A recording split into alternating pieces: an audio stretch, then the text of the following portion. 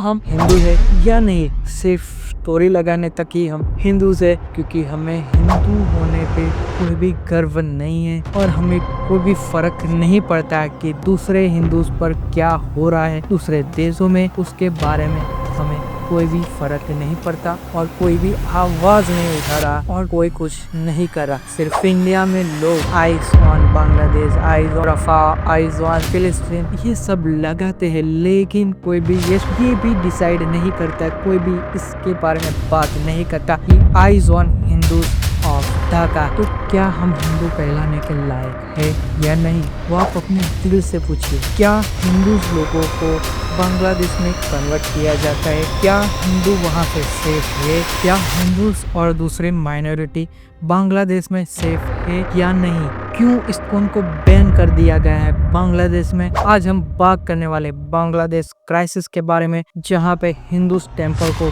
गिराया जाता है, तोड़ा जाता है और हिंदू लोगों को कन्वर्ट किया जाता है। और वहाँ पे जब हिंदूज प्रोटेस्ट करते हैं तब उन्हीं लोगों के अगेंस्ट केस करके उनको जेल में भेजा जाता है। जो बड़ी संस्थाएं है इस्कॉन जैसी, उसको बैन कर दिया जाता है बांग्लादेश में। तो चलिए शुरू करते हैं वीडियो को और देखते हैं कि क्या हो रहा है। तो पहले बात करेंगे कि इस्कॉन को बैन करने की क्या वजह है। तो बांग्लादेश गवर्नमेंट ये बोलती है कि इस्कॉन एक फंडामेंटल रिलीजियस ऑर्गेनाइजेशन है जो सिर्फ हिंदू लोगों को सपोर्ट करता है। इसी वजह से बांग्लादेश गवर्नमेंट ने इस्कॉन को बैन करने का पेटिशन अपने कोर्ट में डाल दिया है और कोर्ट ने भी मान लिया है कि इस्कॉन गिल्टी है और उसको बैन कर दिया है। तो इसकी शुरुआत कहाँ से होती है? तो उसकी शुरुआत होती है शेख हसीना के तख्ता पलटने के बाद होती है। तो तख्ता पलट होने के बाद ये सब चीजें शुरू होती है। तो कुछ ही दिन पहले इस्कॉन के जो सीनियर मंक होते हैं चिन्मय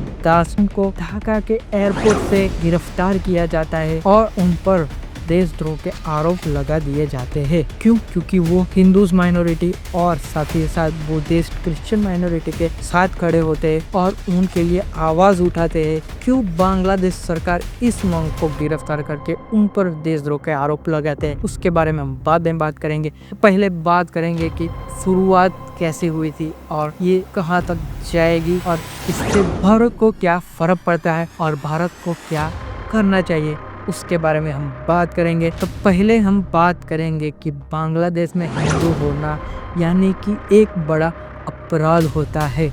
अगर आप हिंदू है तो आप एक अपराधी हो। तो हिंदूज के अलावा भी कई माइनॉरिटीज है, उनका हाल भी हिंदूज लोगों की तरह ही है, जहाँ पे बांग्लादेश में रहना उनके लिए अपराध जैसा हो गया है। आजकल में बांग्लादेश में जो लोग बोल रहे हैं कि नया बांग्लादेश बन रहा है, लेकिन नया बांग्लादेश सिर्फ और सिर्फ नंगा नाच कर रहा है। तो अगर आप चाहते हैं कि ऐसा ही कंटेंट और वीडियोस आपको मिलते रहे तो आप चैनल को सब्सक्राइब कर दीजिए और वीडियो को लाइक कर दीजिए और इस वीडियो को ज़्यादा से ज़्यादा शेयर कीजिए ताकि हिंदूज को जगाया जा सके और बांग्लादेश के हिंदूज और कई माइनॉरिटीज को बचाया जा सके। कि वहाँ पे जो प्रोटेस्ट चल रहे थे शेख हसीना के तख्ता पलटने के बाद, वो प्रोटेस्ट असली रंग दिखा देते हैं और वो प्रोटेस्ट कब दंगे में बदल जाते हैं, कब हिंदूज टेम्पल पे अटैक करते हैं, हिंदूज घरों को जलाया जाता है, वहाँ पे बुद्धिस्ट क्रिश्चियन जो चर्च होते हैं वहाँ पे तोड़ फोड़ की जाती है और हिंदूज और बुद्धिस्ट और कई माइनॉरिटीज को घर को जलाया जाता है और उनको मारा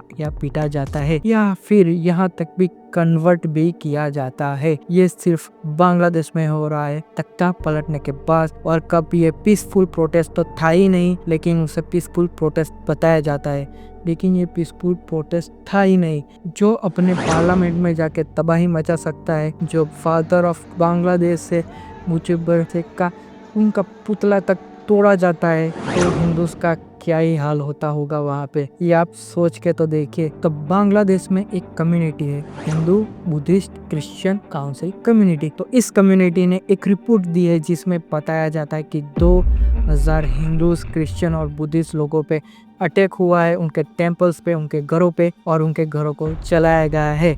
उसके बारे में इस कम्युनिटी ने एक रिपोर्ट दी है। तो इन अटैक्स के बारे में मोहम्मद यूनिस क्या कहता है?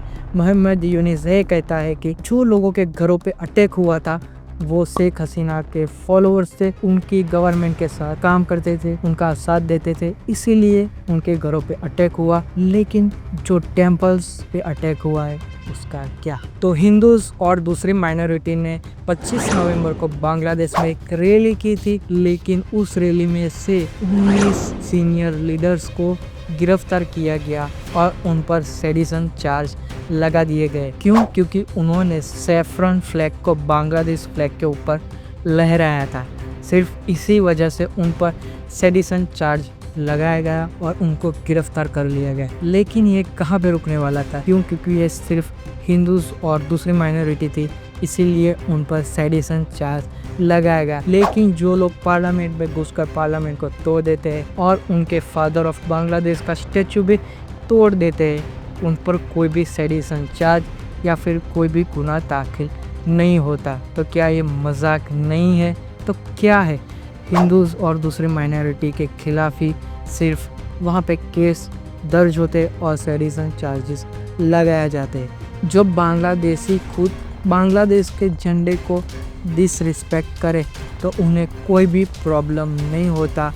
जो आप ये इमेज देख रही है, तो ये सारी इमेज क्या दिखाती है कि वो लोग बांग्लादेश फ्लैग को डिसरिस्पेक्ट कर रहे हैं, लेकिन उन पे कोई भी चार्जेस नहीं लगाए जाते। 30,000 हिंदू माइनॉरिटीज ने 1 नवंबर को बांग्लादेश सरकार के खिलाफ आंदोलन किया था। तो वो आंदोलन किस लिए था? वो आंदोलन था हिंदू सेफ्टी के लिए और इक्वल राइट्स के लिए।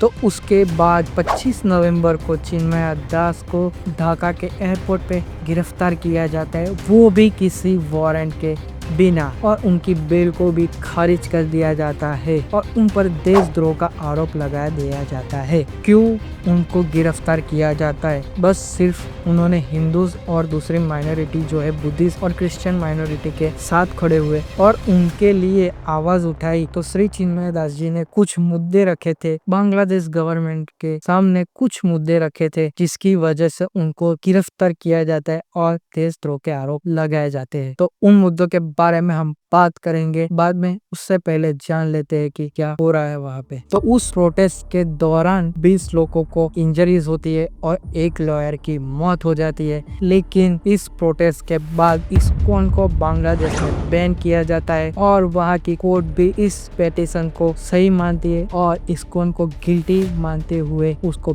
बैन कर देती है। और उसके बाद हिंदूज माइनॉरिटीज पे अटैक्स होते हैं और कई हिंदू टेम्पल्स को तोड़ा जाता है और हिंदूज को कन्वर्ट किया जाता है। तो इस्कॉन ने कभी मजहब के नाम पे काम नहीं किया है। वो लोग जब खाना खिलाते हैं तब मजहब नहीं देखते कि वो कौन से मजहब से, कौन से धर्म से, हिंदू है या मुस्लिम है, वो सभी लोगों की मदद करता है। इस्कॉन ने जब बांग्लादेश में जब फ्लड हुए थे तब इस्कॉन ने ही मदद की थी, फंड्स क्लियर किए थे, फंड्स दिए थे।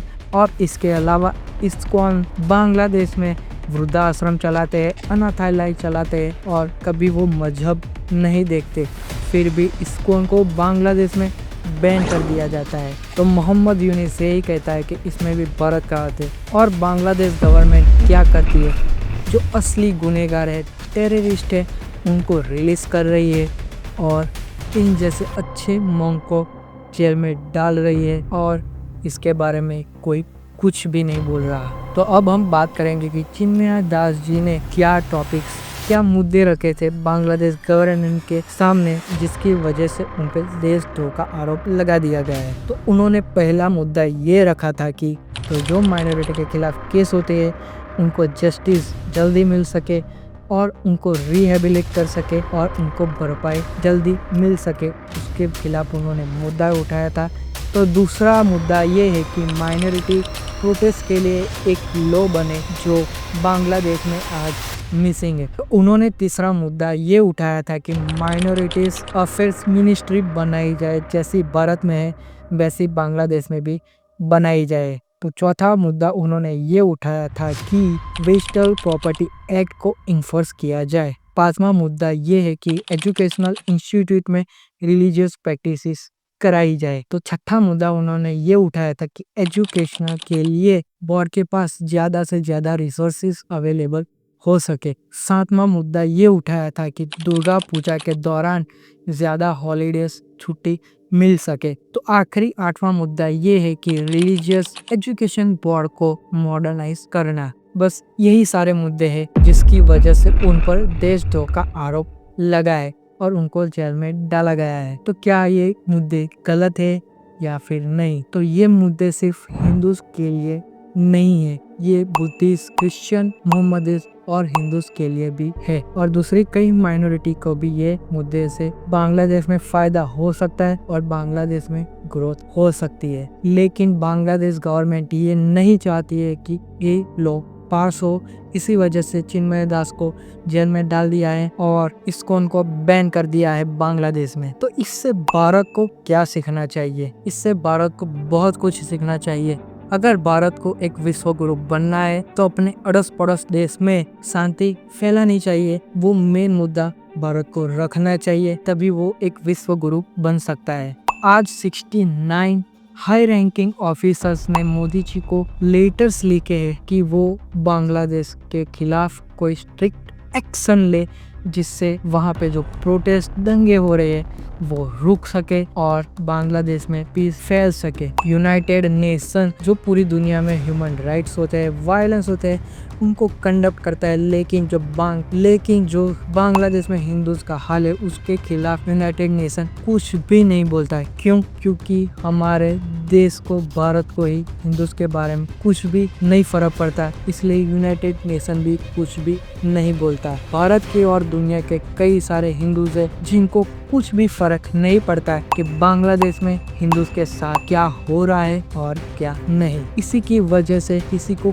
कोई भी फर्क नहीं पड़ता। हम सबको पता है कि नॉर्थ ईस्ट में क्या हो रहा है। वहाँ पे बांग्लादेश इनलीगल इमिग्रेशन को 500 रुपए में आधार कार्ड और पैन कार्ड बनाए जाते हैं और उनको देश में एंट्री दी जाती है और वो इनलीगली हमारे देश भारत में रह रहे हैं नॉर्थ ईस्ट में, और किसी को कोई भी फर्क नहीं पड़ता। कोई भी पॉलिटिशियन या कोई भी आवाज नहीं उठाता है इनके खिलाफ। तो आजकल भारत के रिलेशन फॉरेन में अच्छे हो रहे हैं, लेकिन उन रिलेशन का क्या काम जब वो आपके काम ना आए। तो हमारा देश तो कुछ नहीं कर रहा है। तो जब अमेरिका की बात होती है तब डोनाल्ड ट्रम्प एक्शन लेने से पीछे नहीं हटते। उन्होंने अभी कनाडा और मेक्सिको पे 25% टैक्स लगा रखा है और उनको बोला है कि कनाडा से इनलीगल इमिग्रेशन को रोको और मेक्सिको से ड्रग ट्रेड को रोको, वरना हम 25% से भी ज्यादा टैक्स लगाएंगे।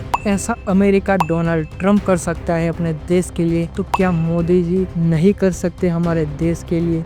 तो इसमें भारत क्या कर सकता है? तो भारत ये कर सकता है कि जो ट्रेड हो रहा है भारत और बांग्लादेश के बीच में, उसमें से जो ज्यादा ट्रेड हो रहा है वो होता है कॉटन का। 2 बिलियन कॉटन का ट्रेड होता है हर साल। हम हिंदू है या नहीं सिर्फ, और वहाँ पे जो कपड़े बनाए जाते हैं उस कॉटन से वही कपड़े फिर से इंडिया में आते हैं और वही बेचे जाते हैं। इसका क्या ही फायदा होता है? हम कॉटन उनको देते हैं, वो कपड़ा बना के वापस हम ही को बेचते हैं, तो क्या फर्क पड़ता है? हमें इस ट्रेड को रोकना चाहिए और उन्हीं कॉटन का हम इस्तेमाल करके खुद ही कपड़े बना सकते हैं। बांग्लादेश को ये नहीं मानना चाहिए कि भारत कुछ नहीं कर रहा है तो अपनी मनमानी कर सकता है। हमें स्ट्रिक्ट एक्शन लेने होंगे। तो बांग्लादेश की इकोनॉमी 10% टेक्सटाइल से चलती है और उसके टेक्सटाइल में जो कॉटन यूज होता है वो भारत से आता है। तो हमें पहले ये ट्रेड स्ट्रिक्ट करनी होगी, ट्रेड को रोकना होगा, तभी बांग्लादेश को सबक मिल सकता है।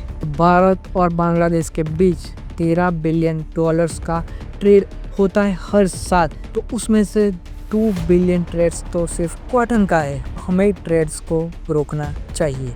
जब हमारे हिंदूज टेम्पल्स को तोड़ा जा रहा था बांग्लादेश में, तब हमारी इंडियन क्रिकेट टीम बांग्लादेश के साथ क्रिकेट खेल रही थी, T20 मैचेस खेल रही थी और हमें कुछ भी फर्क नहीं पड़ता। हम ये सिर्फ तब आवाज उठाएंगे जब उनको वोट लेना होगा, वो तभी आवाज उठाते, उसके बाद वो सब हो जाते हैं और फिर वहीं पे जाते हैं जहाँ पे इलेक्शन आते हैं तब वो लोग जाते हैं। तो एक के करने से फर्क नहीं पड़ता, लेकिन हर एक के करने से फर्क पड़ता है। तो हमें आवाज उठानी चाहिए, हिंदूज को आवाज उठानी चाहिए। बांग्लादेश में जो हिंदूज के खिलाफ जो हो रहा है उसके खिलाफ आवाज उठानी चाहिए, आगे आना चाहिए। तो अगर आपको ये वीडियो अच्छा लगा है तो लाइक बटन को क्लिक कर दीजिए, चैनल को सब्सक्राइब कर दीजिए और ऐसे ही वीडियो आते रहेंगे। तो मिलते हैं अगले वीडियो में। जय हिंद, जय भारत।